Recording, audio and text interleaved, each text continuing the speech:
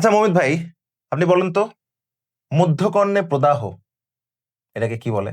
মধ্যকর্ণে প্রদাহ বা সংক্রমণ এটাকে কি বলে?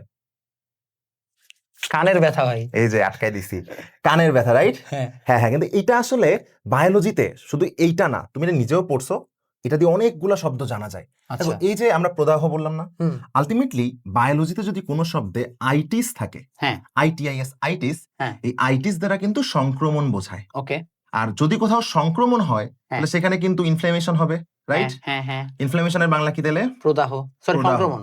প্রদাহ বলবো। প্রদাহ, হ্যাঁ, আচ্ছা। সংক্রমণ থেকে পরবর্তীতে আর কি প্রদাহ হবে, Okay. সমস্যা নাই। এখন আমি যে কোশ্চেনটা করছি যে মধ্যকর্ণে যদি প্রদাহ হয় বা সংক্রমণ হয় তাকে আমরা কি বলবো? তুমি কিন্তু যদি মধ্যকর্ণ কোনটা দ্বারা প্রকাশ করে এটা জানতা তাহলে তুমি এটা উত্তর দিতে পারতা, কারণ আইটিস এর ব্যাপারটা তুমি অলরেডি জানো। তো খেয়াল করে দেখো, মনে রাখবা ওটিও, ওটো, এই ওটো মানে হচ্ছে ইয়ার বা কান। আচ্ছা, এখন আমি যদি তোমাকে বলি যে মধ্যকর্ণ বাদ, তুমি আমাকে বলো কান বা কর্ণে প্রদাহ, অটোসিস, তাহলে অটো প্লাস আইটিস লাগাও তুমি।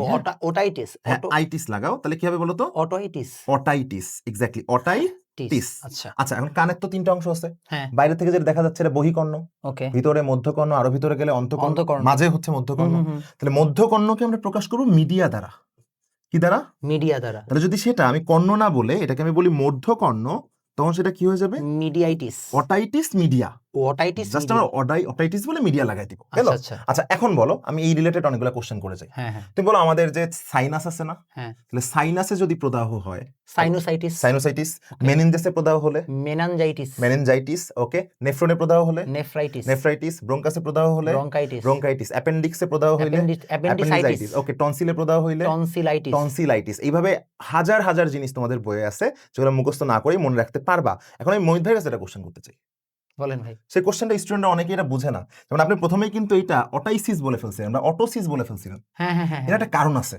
আচ্ছা এর কারণটাই হচ্ছে বায়োলজির গ্রামার না জানা।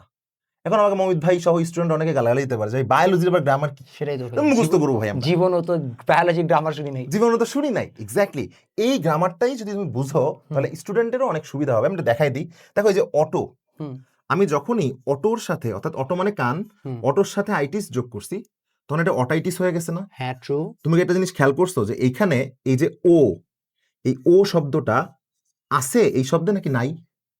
নাই। লাস্টের ওটাকে আছে না? নাই, নাই।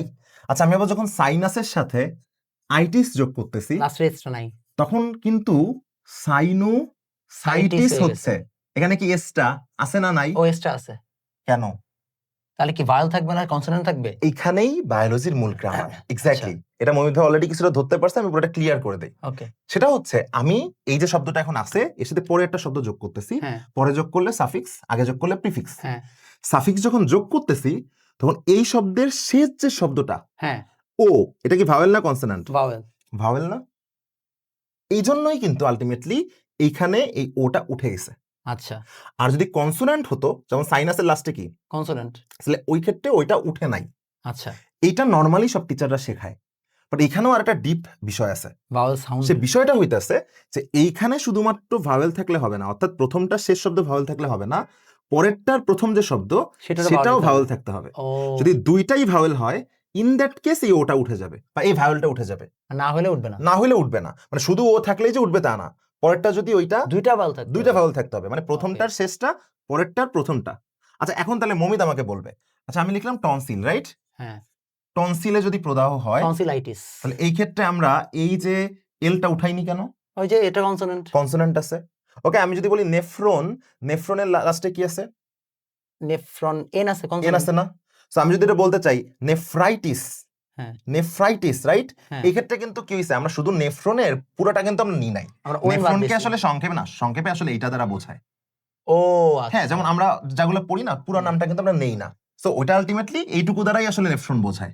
এই জন্য এখানে কিন্তু এখানে আইটিস লাগাইছে, এখানে কিন্তু আরটা ওঠে নাই। মানে জায়গা আবার ব্যতিক্রম আছে না, এখানে আরটা কিন্তু কি আছে, এটা কনসোনেন্ট না।